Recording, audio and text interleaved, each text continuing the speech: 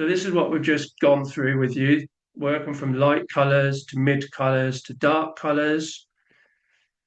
And now we've been using the white paint for the highlighting and the water effect that's gone on there.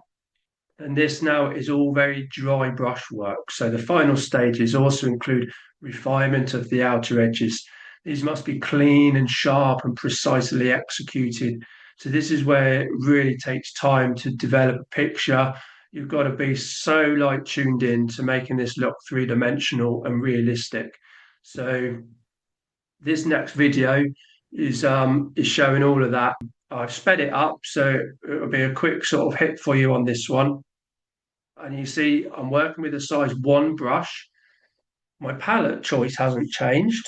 If I pass the palette across here again, it's exactly the same colors. Now this consistency, you see there's no water on that at all. So if I've got my brush, the size 1, I dip it into my water pot and I use that.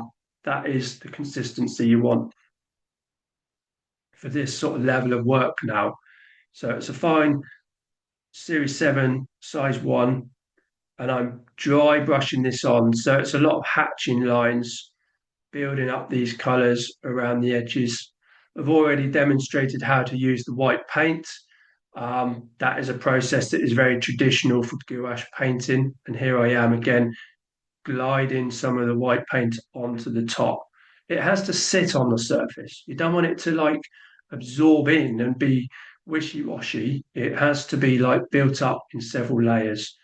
So the shading is important. You can see I'm bringing in little touches of this. I'll just pause it on that little bit where I've just gone around that edge. It's a nice thing to do if you've got a wobbly edge or something. You can use white paint or a touch of Naples yellow together and redraw your edges and neaten them up and get them really nice and sharp. So I do that sometimes with a bit of white and a bit of Naples yellow. You can redraw the edge, sharpen it up. And sometimes white is nice to be used as a bit of a blender.